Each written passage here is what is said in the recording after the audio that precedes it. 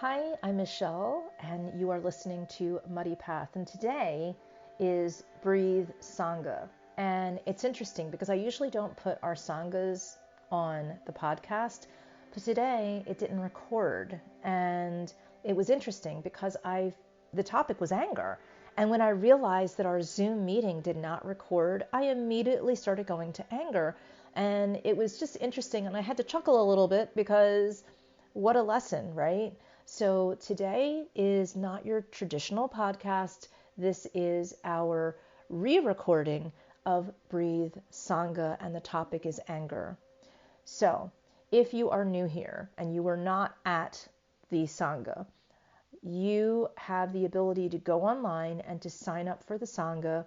It is donation based, and you don't have to do anything. It's donation based. So it could be $0, and you can sign up and you can get all of the notes. So as you will see, my Sangha is very rich in activities and notes and journaling. So it would be very positive for you to do that and have that access to all of that. Unless you want to write right now, you could do that and just take some notes. So I'm going to warn you in advance. You either want to take some notes or you want to head over to michellepava.com or muddypath.org and go ahead and sign up for the Sangha. But today we're gonna dive again into, for me, second time into the Sangha.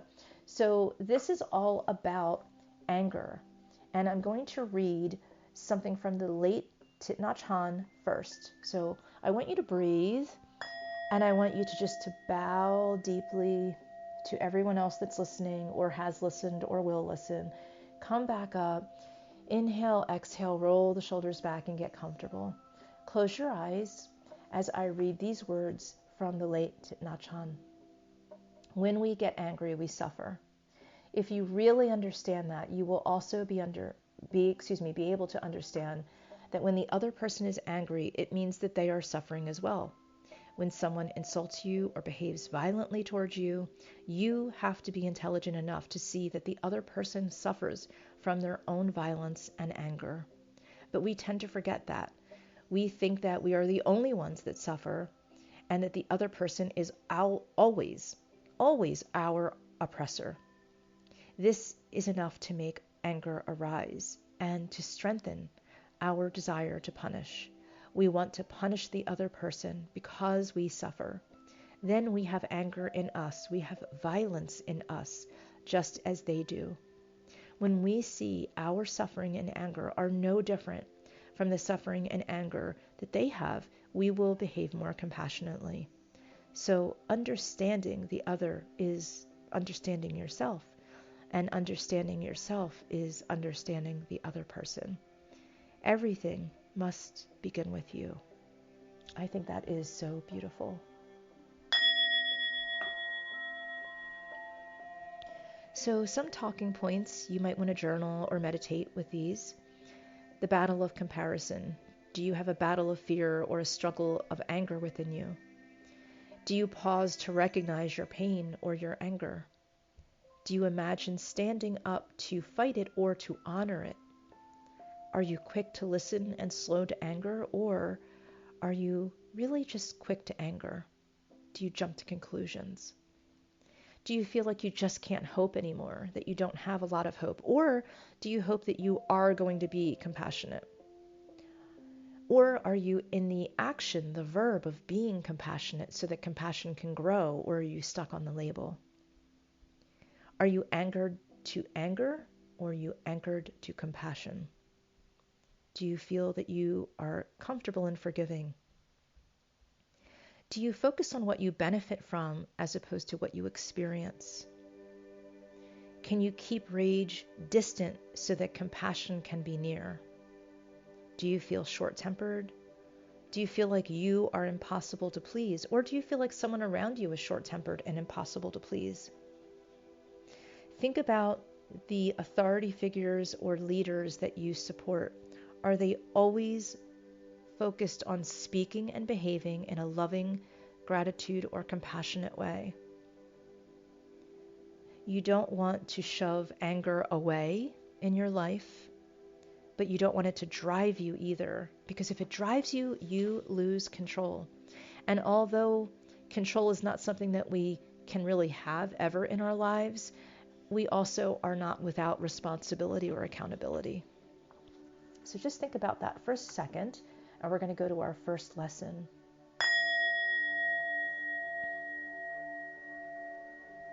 When there's anger, we are in anger or abuse, or we are enslaved, or we are a victim, or we are all of those.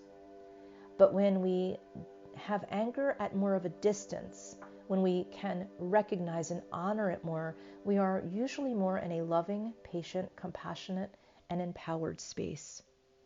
Many of us cling to the notion that we are unworthy. Because we suffer and sometimes act out of that suffering, we don't believe that we deserve love and happiness. We think that only when we have gotten our act together or made a certain amount of money or lived up to someone else's dream that we will be worthy of kindness. Often, the person saying this is usually ourselves, right? So we often will think that we have all of these rules and regulations on what we have to be in order to deserve happiness, love, compassion, empowerment. Anger is often a secondary emotion, not a primary one. So when you feel anger, it's usually because there's something under it. Something else is there that you feel first, but you've become disconnected to that feeling. We can take a chance to find the root emotion when we are slow to anger. So I'm going to go through some ways that we have righteous and unrighteous anger. So righteous we hear in religions all of the time, and it's also something that is usually just connected only to religion, like being a self-righteous Christian, right? We only think of those terms. But righteous just means morally just. And so morally just anger is totally appropriate. So it's morally just to think that you don't want child sex trafficking or you don't want domestic violence. That's completely normal. But to have unrighteous anger is maybe just having road rage, right? So think about the areas in your life that you have anger. How many times do you get angered in a way that is not righteous? And how many times is it truly morally just? If there's an injustice against you or someone else, it makes sense that there's going to be anger. But if it's really just coming from insecurity or a view that just isn't jiving with yours, is it really righteous? And think about that. That makes you more reactive if it's coming from insecurity or just a difference of opinion. You react to that rather than responding to it with compassion. How can you focus on healing if you're in reaction? Healing means you respond, where in reaction, you're aiming to lash out. So you're aiming to hurt, even if you don't really mean it. And so that usually means you're reacting and you're aiming to hurt towards someone. You want to say something towards someone. So if you're in traffic or someone in front of you is driving a little bit too slow and you're in this road rage kind of vibe, you're reacting. You might be yelling in your car or calling someone a name in your car. And that's not who you are, right? That's just something else that's happening.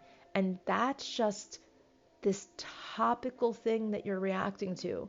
But really what's happening is you're unhappy or you're running late or you're impatient or you're feeling insecure or you're just not enjoying the moment. You're not able to enjoy the moment. So someone driving a little slow is just one extra thing that you can't handle. That's how impatient you might feel. But if you're only focused on the greater good or healing yourself, you're more responsive and you're not lashing out at anyone. You're just focused on solving a problem or experiencing or exploring something. So when you outline your anger triggers, which are they? Are they more topical? And what's under them? So that's what I want you just to think about in just a couple of in-breath and out-breaths. What are your anger triggers? Are they topical? And what's under them? You can meditate or journal on this in a little bit. I don't want to keep the time going just for the podcast, but I want you to go ahead and just think about that. In Sangha, we take a little bit more time and then we discuss. So now we're going to go into the second part of the Sangha, which is just some questions that you can ask yourself and meditate on. And again, You can go to the site and you can get all of these questions. Are you more quick to anger or are you slow to anger? Do you know the primary emotion driving your main anger right now? What are some examples of righteous anger that you have? What are some unrighteous anger feelings that you have? Talk about some ways to help you become more connected to your anger and slow to anger. Meditate on that. What are some ways that you can slow the anger down and listen more deeply to what is under the anger? And out of everything that we've talked about today, whether it's compassion or being slow to anger, which do you believe is your strongest characteristic? And we're going to go into another activity, but I want you to think about also which is the strongest and also which is the characteristic that you struggle the most with. Like, where do you feel your most impatient space and what's underneath of it?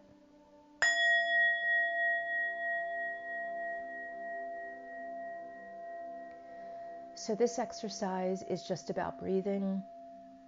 I want you to say that to yourself or out loud, I know that I'm angry. And you can fill in the blank if you know what's underneath of it. I know that I am sad. I know that I'm fearful. I know that I'm insecure. And I want you to breathe deeply. And while breathing out with the exhalation, say, I send compassion towards that emotion or energy. In this practice, do that mantra or some variation of it. And this will actually interrupt the pattern of the more unskilled thoughts that you've been having that have been more reactive. So if you can just breathe deeply and just send compassion to that emotion. So if you're feeling really impatient, just send compassion to that emotion. So if you're feeling a little road rage, just in that moment, just send compassion to yourself at that feeling. Like, I'm sending compassion towards this feeling of being so impatient right now in this road rage. And then breathe, inhale, exhale deeply. And that will actually just give a small interruption. But the more you can interrupt these reactive spaces, the more you are responding. So you're taking a responsive attitude towards a reactive space. It will help you to take better care of yourself rather than putting yourself down. It heads off negative behaviors. And we realize that we don't want these behaviors because they keep us in the past or they keep us in a space that is not comfortable. And always remember in anger that will pass. Breathing in and breathing out. Consider how you will respond, not how you will react.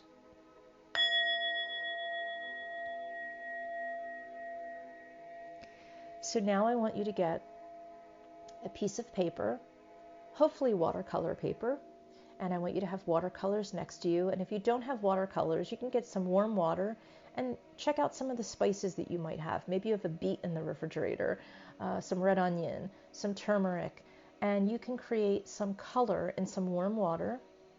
And that warm water that has some color now attached to it can be your watercolor. You don't actually have to buy watercolors.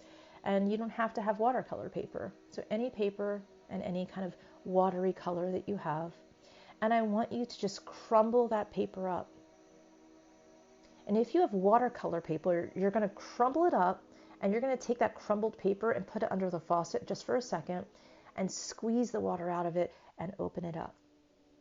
And if you don't have watercolor paper, you're just going to squeeze that paper make it a small wad of paper in your fist. Use all of your anger and energy and really crush that paper and then open it up with an exhale. Open it up on a table and then with your fingers or a paintbrush, go ahead and put color on that paper. Let the water go into the creases of your crumbled paper. And the lines represent imperfections and they represent what you've been through in your life, what you've endured. Whether it was a righteous anger or maybe not a righteous anger, it's still something you endured because you endured the emotion. You reacted to something deeper. And that's what all of these imperfections are. And the water for this exercise, for this activity, is the expression of your hurt, of your tears. And go ahead and let the dots of color and even if you do this with your hands, allow your fingertips to glide over and feel the creases or the paintbrush.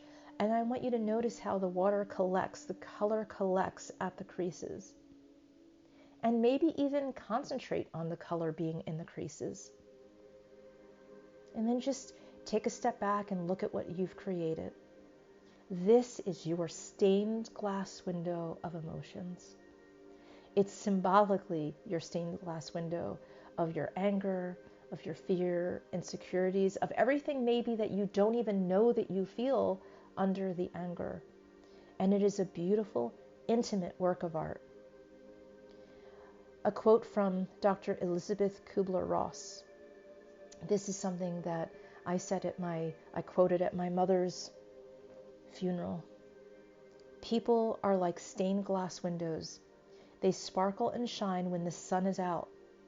But when the darkness sets in, their true beauty is revealed only if there is light from within. Now, Dr. Kubler-Ross was not Buddhist, but she behaved in many ways that a Buddhist would see as very righteous, as morally just. And so think about this when you're looking at your artwork.